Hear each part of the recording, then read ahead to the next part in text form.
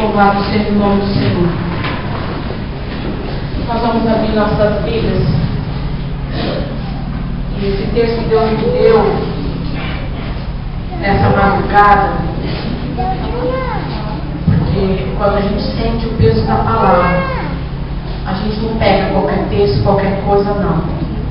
Vocês possam ter certeza que tanto eu como o pastor Geraldo, a gente zela pela palavra. E é um texto pesado, irmãos. Pesado. Eu entrei assim em uma luta com o Senhor, porque eu falei, Deus, dá um salmo, né? Salmo 23, dá um salmo que é bonito, que dá pra gente. E Deus falou, não é esse texto. Eu falei, ai Deus, mas eu deixo o pastor Geraldo quando vier, né? Ele é alguém. Mas ele falou, não, é você que vai trazer esse texto. E eu fiquei pensando, lá em São Paulo, tinha a irmã Lúcia, ela era zeladora da nossa igreja, mulher de Deus, uma mulher assim, comprometida com o Evangelho, comprometida com o Senhor Jesus, era assim, minha querida, minha irmã, assim, que eu amava, que eu amo, ela ainda está viva. E a gente não entendia, porque o marido dela, eles tinham muitos anos de casado, nunca se converteu, nunca se convertia. E um dia ele está faltando uns 3 dias para ele se aposentar, ele estava nos penúltimos dias indo trabalhar, ele teve um infarto, começou a passar mal, voltou para casa e morreu no sofá da sua casa, o Jurandir. E ele nunca se converteu. Mas esse homem, ele tinha algo que eu achava interessante. Ele gostava muito de pássaros, de aves. E começou a aparecer no quintal, no terreno baldio ali do lado da casa dele, aquelas pombinhas, sabe? Essas pombinhas rolinhas que a gente chama. E ele então começou, a trazer quirela no serviço. Ele começou com 500 gramas de quirela. Aí, toda manhã antes dele trabalhar, ele jogava quirela, e quando ele voltava, já à tardezinha, ele jogava mais um pouco de quirela. No começo tinha 2, 3, depois começou a ter 4, 5, depois começou a ter 10, começou a ter 15. Aí, além dessas rolinhas, começou a vir outros tipos de pássaro que gostavam da quirela. Para resumir a história, ele estava gastando por mês, em média, de 10 quilos de quirela. Por quê? Porque aumentou demais as pombinhas, os passarinhos que iam lá. E eles sabiam, na parte da manhã e na parte da tarde, tinha alimento garantido para eles. E eles não falhavam um dia com. Um dia eles não falhavam. Aí, ele morreu. No dia em que ele morreu, ele não deu tempo de dar. Mas quando chegou a tarde, apareceu aquela revoada de pássaro. E não tinha mais comida. Os pássaros continuaram indo todos os dias, pelo menos mais umas 2 semanas, todos os dias de manhã e à tarde. E não tinha mais comida. Porque logo a Ana Lúcia se desfez de tudo, arrumou as coisas e voltou para a Bahia, porque ela era de lá. E eu fiquei pensando nisso, sobre a questão do alimento, sobre a questão do cuidado, sobre a questão do amor, porque era algo de amor. Esse homem não ganhava nada em troca, gente. Gastar 15 quilos ou 10 quilos que fosse de quirela, para alguém que não tem nada a ver, não, nem se preocuparia. Mas me chamou a atenção isso. E por algum tempo esses passarinhos chegavam lá pedindo o alimento. Mas nós vamos abrir o texto. 1 Coríntios 3. 1 Coríntios 3.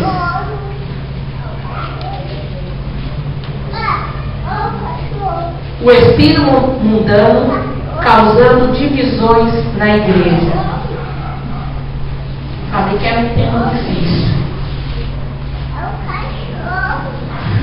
Vamos por partes, para que a gente possa compreender o texto. Irmãos, não vos pude falar como pessoas espirituais, mas como pessoas carnais, como criança em Cristo.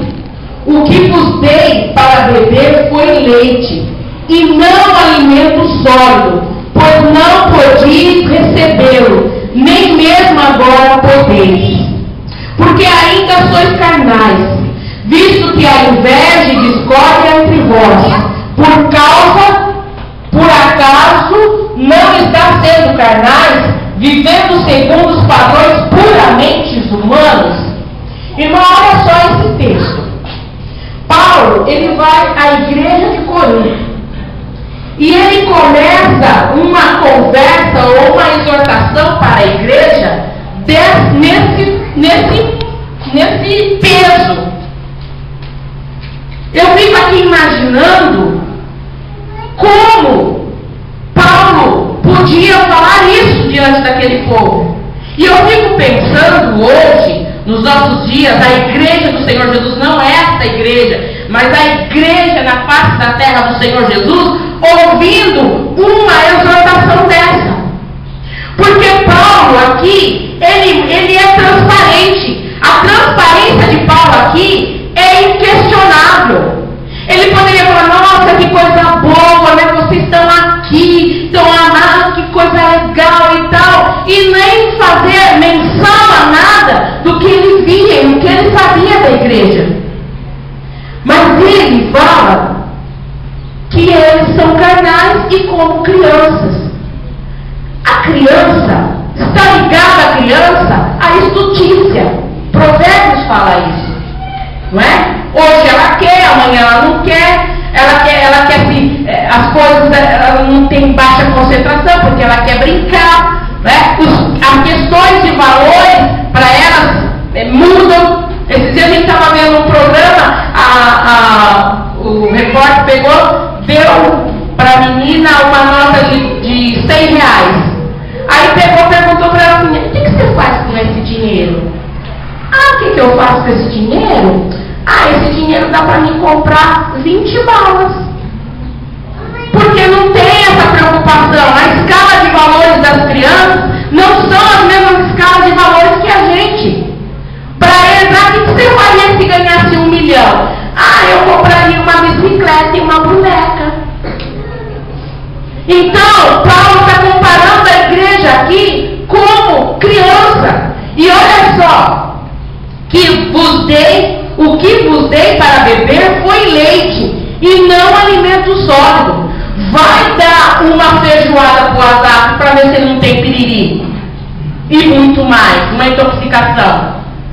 Vai a Mônica com a Radacinha aqui, louvado seja Deus, a primeira vez que a Radassa está vindo aqui com a gente, né? Vai a Mônica falar assim, hoje eu não estou a fim de dar peitinho não vou dar leite para a Radassa não. Sabe o que eu vou fazer? Eu vou fazer um angu de fubá. Mata, gente, mata. E aí a gente, muitas vezes, nós estamos dentro da igreja e a gente está assim, né? Querendo, pensando e vendo e analisando, e a gente esquece que em muitos casos nós estamos como bebês. Como bebês. Alguns estão maiores, alguns estão menores, outros estão mais fortinhos, né? Outros não estão tão fortinhos. Então, na verdade, a gente tem que saber o alimento próprio para cada faixa etária, para cada situação, não é? A pessoa que quer ficar malhada tem que comer frutas e verduras. A gente que quer ficar mais redondinha, a gente come bastante pizza da Donatello. Né? Mas isso não tem problema nenhum. Né? Então, aqui nós continuamos vendo aqui, olha só. O que ele fala? Porque ainda sois carnais, visto que a inveja discorda entre vós. Por acaso não estáis sendo carnais, vivendo segundo os padrões puramente deste mundo? Gente, olha só que palavra é essa. Paulo começa a mostrar a dificuldade ali, por que ele não podia dar alimento sólido. Porque ainda havia picuinhas, ainda havia coisinhas, tititinha, nhenhen, aquela coisinha, não olhe mais, não quero mais. Sabe, não vou não, minha mãe não deixa não, e começa aquela coisa tudo, que a gente já sabe. Mas ele fala assim, olha só, pois diz: eu sou de Paulo, e o outro: eu sou de Apolo, não estáis agindo segundo os padrões puramente humanos?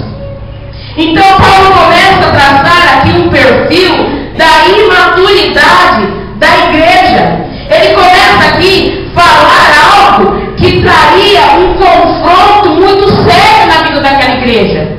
E uma coisa que a gente não gosta é ser confrontado. Eu não gosto. E eu creio que ninguém gosta. Porque quando a gente é confrontado, a gente tem que mudar, a gente tem que tomar posição, a gente tem que tomar rumo. Marido que é confrontado pela mulher, nossa, ele fica por conta. Ou a mulher